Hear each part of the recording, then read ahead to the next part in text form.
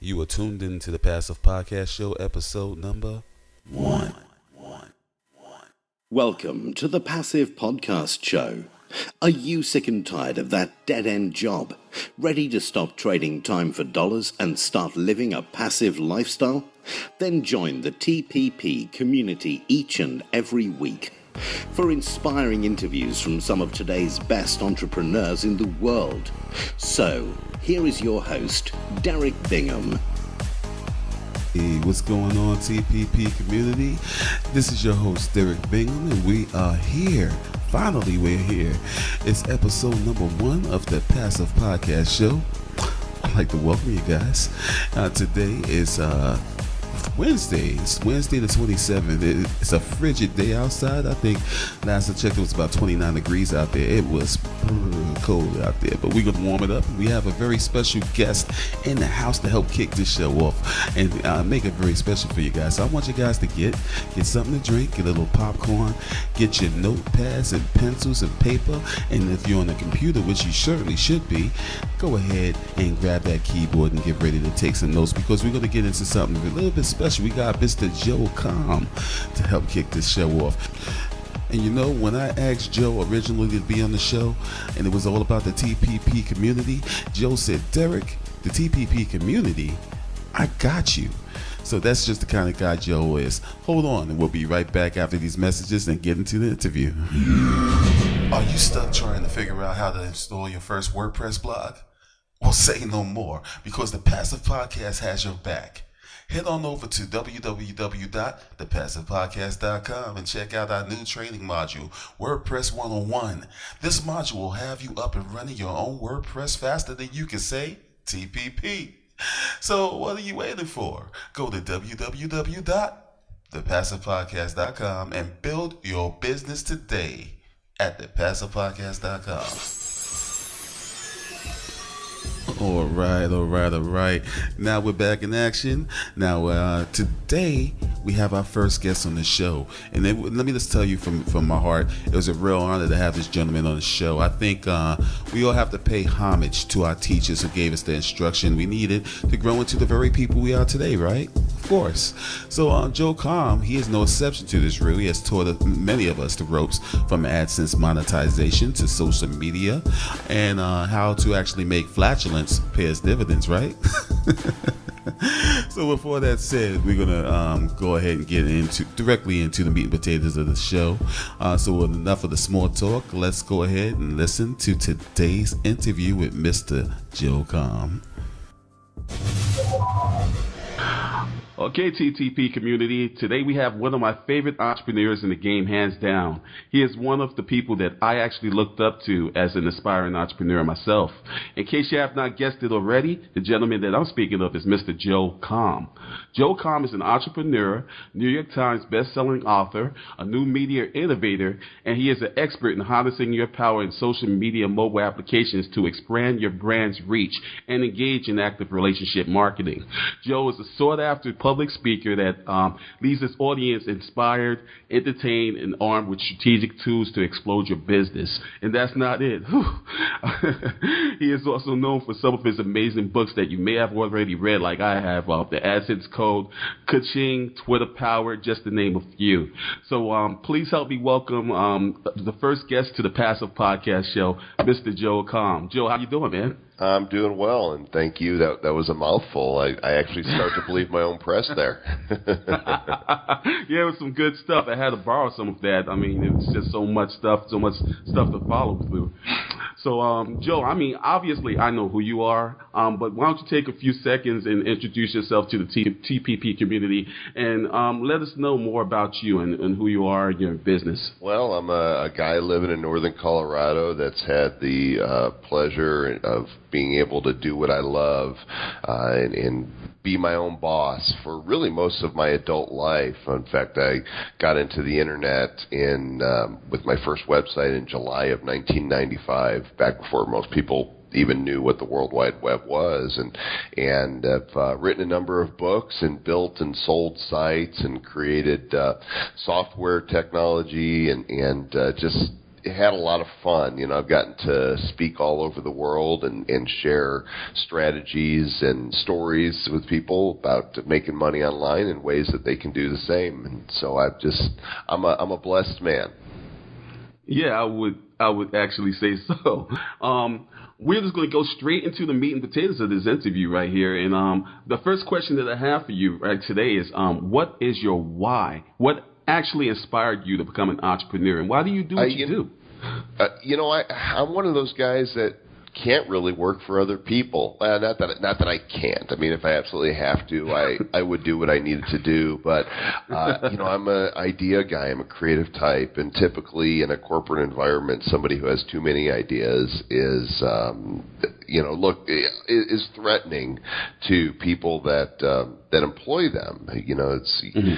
People get intimidated by that, and I'm always thinking of new or better ways to do things, and so I need the freedom to be able to do that in the structure of my own environment. And so I like playing with gadgets. I always have liked technology. I had a TRS-80 Model 1 computer in 1980, and I've always been drawn to computers. And when I discovered the web, I took a simple little software review newsletter I was publishing in the Dallas-Fort Worth area, and I took it online and to a website, and they were reviews for parents of games and educational software, stuff from a family-friendly perspective. And I haven't looked back. I've been building sites and using technology to do good stuff and to profit ever since. When you're talking about games and stuff like that, have you actually built any games or anything you want to share with the community that might have been out there that we might have actually used ourselves? Back in 1997, I partnered with a programmer in San Diego, and he had developed the very foundations for one of the first multiplayer game rooms online where people could play hearts and spades and chess and checkers against other people, and we joint ventured on that and rebranded it, called it ClassicGames.com, and grew it. And in 1998, it was sold to the then king of the internet, Yahoo, who rebranded it and called it Yahoo Games. And so anybody who's ever been to Yahoo Games, that the foundation for that site was built upon the technology that we had created, and in fact the avatars that you can choose from on the site. One of them is a guy with a red cap, glasses, and a goatee, and that's actually me. So you know what? I've seen it actually. Wow, that's quite interesting. That's me, yeah. So long time ago. Is Classic Games still around? Far as like the old site, is it actually still around? They bought Classic Games, and so they then rebranded it. I think they probably still own the domain name. Oh, okay. Now, you know what? I always wanted to ask you this question. I said, if I ever get a chance to speak to Joe himself, I'm going to ask you the question. I just got to do it. Flying monkeys. Now, TPP community, listen, you might not know what I'm talking about, but I'm quite sure Joe will fill in the gaps here. Can you please explain to us about the flying monkeys? I'm really just a big kid in a middle-aged man's body, and I encountered this little monkey with it was like they have rubber bands for on their front arms, and you put your fingers in them and you pull it back, and where they fly, and they have this little sound box in them that kind of screams as they do. And I had these around my office.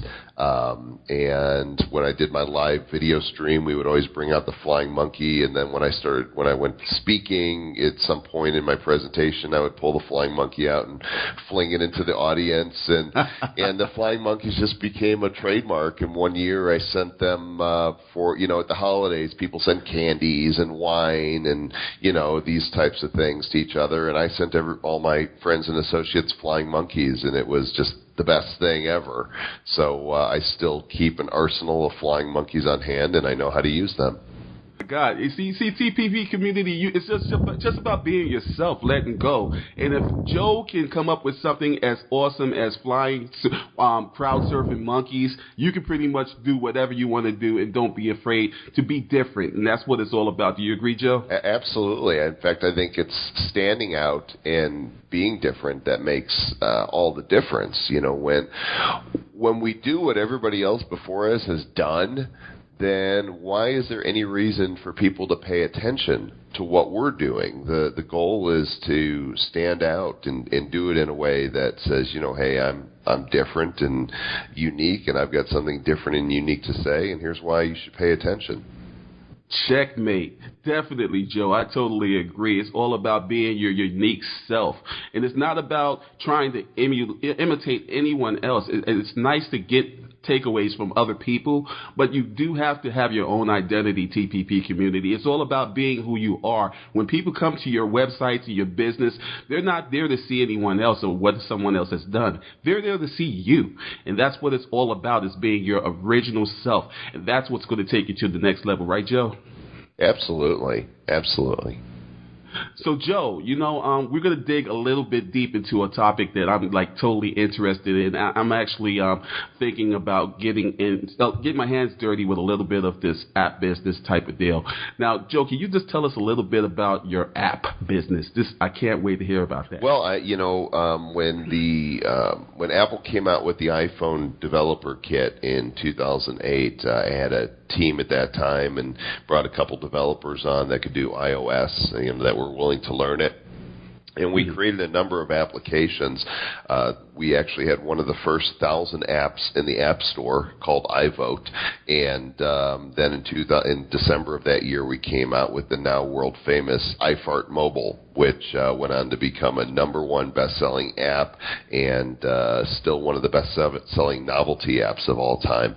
And so, we had a lot of fun. We developed that and a number of other applications, and I still own IP to several of those apps, but I no longer have a team, and I don't have developers, and I'm not currently developing anything new. Right, so that's probably the reason why you still got a full head of hair. that might be some of it. That and God's grace is the only thing I can come up with. Absolutely. Now, one of the things that is really cool about you is that back in the day, we didn't have as much videos as we have today. It was just not that much video content out there, if any. And one of the things that I used to do was read a lot. And I happened to come across your books. Can you tell us a little bit about how you actually came up with an idea to become an author? Thank God you have. But can you just give us a little bit more insight on how did that come about? I think the best books always come from a place of authenticity, right? You don't write a book unless you have something to say. And in my case, in 2004, I had come back from the first .com bubble burst. Anybody who was around in 2000 and had an online business experienced the downturn that followed when so many of the companies collapsed and the stock market fell out. And so I had been looking for ways to generate revenue with my content from that point forward, new ways. And in 2004, I discovered Google AdSense. And I was one of the first guys to crack the code on how to make money with Google and was making a pretty substantial daily passive income with it. So I had some friends suggest to me that I put my strategies in an ebook and people would buy it. So they were right. I did, and people did buy it. And the ebook sold like hotcakes, and I made a whole bunch of money, taught a lot of people how to make money with AdSense. And it's funny because the strategies that I figured out years later, Google now has them as their standard ad options when you start to use AdSense. They never did give me any credit, but that's okay. We know the truth.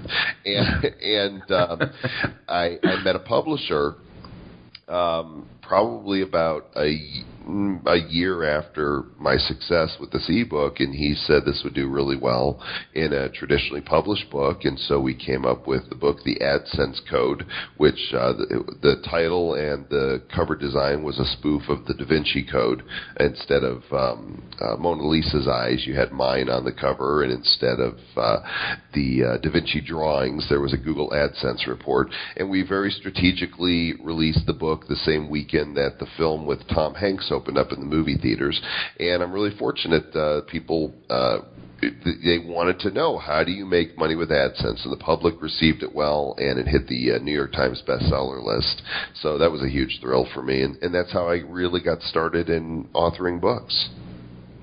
Now, I want to dig just a little bit deeper into the actual websites that you were that you developed and employed the AdSense codes onto the site. Can you tell us a little bit about the kind of content you were actually creating back then? Yeah. Well, my most popular site was a site that I created back in 1999, and it was a bargain hunting coupon site. It was one of those that, would help people find the various deals that the online merchants were offering, and that sprang forth from a passion of mine because I enjoyed saving money online. I like spending money and I like saving money online, and so I created this site, and I had a lot of pages because we had forums with people interacting with each other, and this was the site that I tested AdSense on and over time optimized through where I put the ads on the page, how I would blend them with various colors, what size ad blocks I used, and that was my primary site, and I actually sold that site almost 3 years ago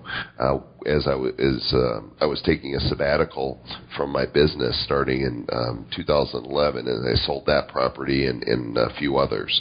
But they were very good to me. That is awesome. And, the takeaway that I get from that, and listen up, TPP community, is very important, is, Joe, you came up with an idea to solve problems, I guess, I should say, because the fact that everyone likes coupons, everybody wants to save money. You were way ahead of your time, actually, because you actually did something back then that no one else was doing.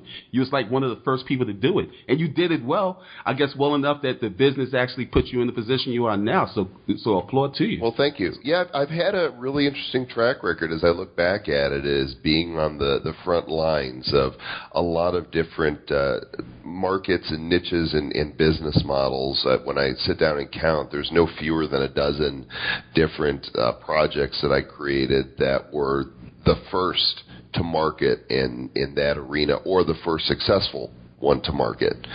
So that's kind of a lot of fun. It makes me stop and think, wow, do I know something? I'm just a guy playing with my toys, and it's kind of, I guess that's just been my thing, is looking at the next thing and kind of getting my finger on the pulse of what's going on. And it doesn't always work out. There's certainly times where I thought I knew what I was doing, and maybe I was too soon to market. I had a mobile marketing service that was up a number of years ago, and mobile marketing now is taking off big time, but when I had it developed, it was before its time, and people weren't ready for it, and I ended up shutting it down. So they're not all home runs. Wow, but I could just imagine maybe AdMob might have been inspired by Mr. Joel Comm. I'm not saying that it's the case. I'm just saying.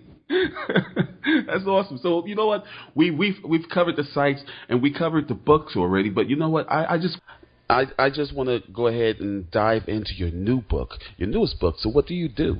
Joe, why don't you take a couple of seconds and let us know about that book? The book is available already. It just came out about a month ago, and it's called So What Do You Do? Discovering the Genius Next Door with One Simple Question. It is an Amazon.com bestseller in the entrepreneurship and the success category. And on this book, I collaborated with 46 geniuses. These are people that are incredibly passionate about what they do. And if you'll imagine chicken soup for the soul, like inspiration combined with an entrepreneurial flair. That's what the book is all about, and it really it introduces these people that could be your neighbors. to the rest of the world. And one of the things that I hope to do with the book is inspire everyone to realize that they're surrounded by geniuses, by people that are really good at what they do, and by doing what they do, they bring value to the world around them. And so that's been the latest project, and it was a successful launch, and now I'm on to the next thing. But if somebody wants to get a copy of it, they can just go to sowhatdoyoudo.com. You'll click the Amazon link there on that page. You'll be qualified for a number of free bonuses, including a free copy of my bestseller, The AdSense Code. So it's worth going through the site to get a copy of this new book as well. And TPP community, what I'm going to do is I'm going to put a link in the show notes, and you guys can just basically check out what Joel is talking about with this brand new blockbusting book. I've actually checked out some of the reviews, and I think the last time I checked, it was over 90 reviews or so. Yeah, I think there are. We've got a rating that's really resonating with people, and I'm considering doing a second edition next year. Oh, that's pretty cool. Do you have any? You have an audio book coming out for that soon? I don't. This particular book, because it was written by so many different people, I think it would be best served to be read by each of them. And trying to orchestrate 46 people to do an audio book is like herding cats, and I don't think that I'm actually up to the task. Well, I can understand that, and I'm sure that the community will understand that also. So, Joe, we're getting ready to go into one of the parts of the show that I actually like. It's a fun part. It's actually called the speed round. All right. Now, this is basically, I'm going to ask you just 3 quick random questions about your business, and you're going to get a chance to inspire the TPP community with your inner genius. Now, Joe, you prepared for that? Let me get my Red Bull. Okay, go. Okay, let's get into number 1. What are you reading right now? I mean, out of every book that you have read thus far, what book had the most impact in your business and in your personal life? Well, those 2 questions. What book have I read, or what am I reading now? Which one do you want to hit?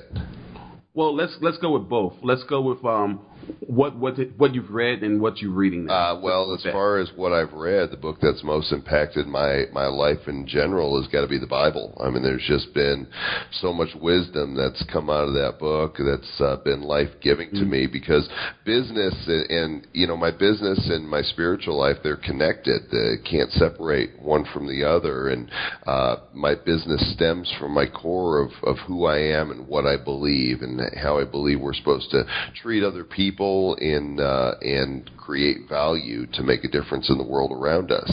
As far as technically, I just got finished reading Clout Matters by Terry Brock and Gina Carr. It's a brand new book that talks about why clout, K-L-O-U-T, the site, and the social influence rating that it gives to each of us really matters more and more in today's society. And I think it's a really important read, and people need to know about clout, and they need to understand that going forward, the businesses, corporate and small businesses, are going to be looking at clout as a way of determining who brings the most influence, and they're going to be focusing on working with those people that are influential as their marketing plans go forward. Wow, that is some powerful stuff, and I'm quite sure that the community will definitely grab a copy of that book. So, Joe, we're going to get into the second question, which is your first setback. Can you tell us, the TPP community, about your first setback and how you pushed past that obstacle? Yeah, it's kind of interesting. In 1995, my then partner and myself had received some angel funding, about $25,000, to start this internet business, and I ended up quitting my job. And as funds were depleting and things weren't taking off as quickly as we wanted them to, he went to work for one of the giants of the industry and pretty much left me with the business. And I remember having less than $2, maybe less than $1 in my checking account, and I really felt like, I had been called to do this thing. Like, the doors were wide open for me to quit my job and get to work on this thing. And so, at that moment, not knowing where the money was going to come from and having to abandon this idea and go get a job again, I really fell to my knees and I prayed and I said, God, if you want this venture to move forward, you're going to have to drop the money out of the sky. And interestingly enough, within a week, I received an email from a gentleman in Washington State claiming to represent, who I never heard of, by the way, representing a Japanese multimedia firm that I had never heard of, couldn't even pronounce their name. It's called Takaraja Misha. I can now. I'm impressed. And he said that they wanted to license content that I had on my website, worldvillage.com, to be localized on this site in Japan. And so I kept my mouth shut. I figured, maybe he'd offer me a couple $100 a month or something to do this. Turned out that they wanted to give me $5,000 a month to take my content so they can translate it into Japanese and put it on their site. And so that money literally fell out of the sky. And like many successes in my life, I have a hard time really taking credit for them. I feel like God has been really good to me. I feel like I've been surrounded with talented people who have been able to pull together projects and ideas that I couldn't on my own. I've joint ventured with some incredibly smart people, and I've been the recipient of a lot of blessing. And so it keeps me humble because when you see one thing after another happen, that's just nothing less than miraculous. You realize that you're blessed, and what a great opportunity to live this life.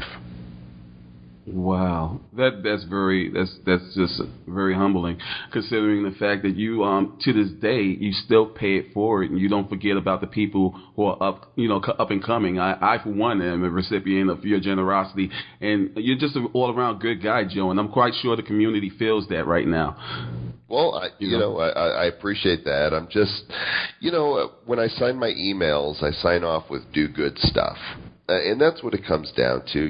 We need to take care of ourselves. We need to take care of people close to us. But I think remembering that we're all just regular people, and none of us are above anyone else.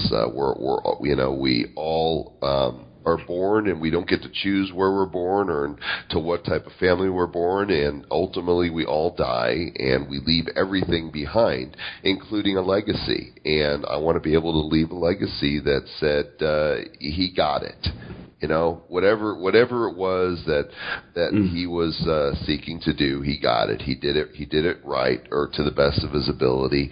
And whatever I leave behind monetarily, well, that's just money. It comes and it goes. Right, but the legacy lives on, and that's what's important. That's powerful stuff, man. Now, the third and final question of that, basically is, what do you think was your most successful venture thus far? Now, Joe, listen, this can be your business, or it can even be in your personal life. My most successful venture thus far was raising two incredible children. They're now almost 22 and 19, and they're both incredible people with great hearts, and they're just wonderful. I love them, and I can't imagine leaving any legacy more impactful than to people that want to use their gifts and talents to make a difference in the world. It's all about the family, man. That's what it's about. It was a joint venture. All right, Joe, now we're actually entering one of the favorite parts of the show. This is what I call the Wayback Machine. Now, this is where I ask you just basically, if you had to start everything all over today, Joe, everything, what would you do differently in your business?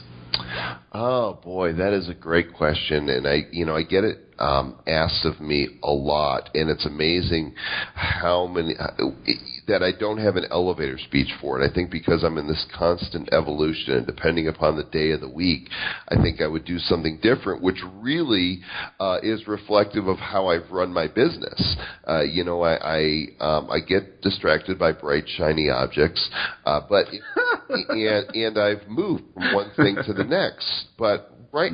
So today, if I were to get started, I would seek to bring value in the best way I know how, and assuming that I had a track record already, that I had done what I would seek to inspire other entrepreneurs and teach them how to grow their online business by following their unique passions and using their talents, skills, and abilities that God gave them and that they've developed over time, so that they can have impact. It's only when we do something that can have impact in some way or another that we're really bringing value, and ultimately people pay for value.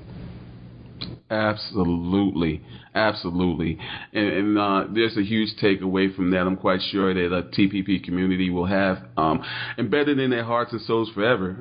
Joe, we really appreciate that here. And what I want to do is I want to get into one of the final portions of the show. And this is one of the portions of the show that's most near and dear to my heart, because this is where you yourself will give us an assignment. All of the TPP community an assignment where you just basically give us an action to take that will take our business to the next level, and then we'll go ahead and part ways. Well, we'll do it as a two-parter. The first part of it is really stems from what I was just sharing, is that you got to be focused on bringing value and figuring out what it is that you do for others that really makes a difference. If you're just chasing after a buck, if you're just trying to find the next big thing, then the odds are either you're not going to have the stuff needed to actually deliver on it because it's really not your specialty, or you could get lucky, but even that is short term. It's short lived, because the people that are really knowledgeable about that particular market or niche are ultimately going to be the ones that win the game. Whereas if you build your foundation up based on your own knowledge, your own talent, skills, and abilities and experience, you're building something real that can stand the test of time. And so I think a lot of people get distracted by the bright, shiny objects, and they hear that it's so easy to make money online doing fill in the blank, whatever it is, that they're not working on building something that is near to their own heart.